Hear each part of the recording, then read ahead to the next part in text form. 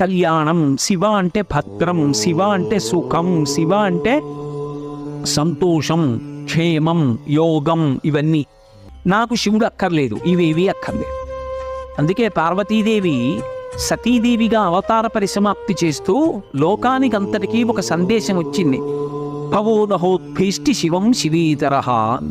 శివద్భేషంతో బతికితే, శివుణ్ణి నింద చేస్తే శుభాలు రమ్మంటే ఎందుకు వస్తాయిరా అని అడిగింది. అంటే శివనింద ప్రమాదమునకు కారణం, శివారాధన క్షేమమునకు శుభ పరంపరలకు కారణం.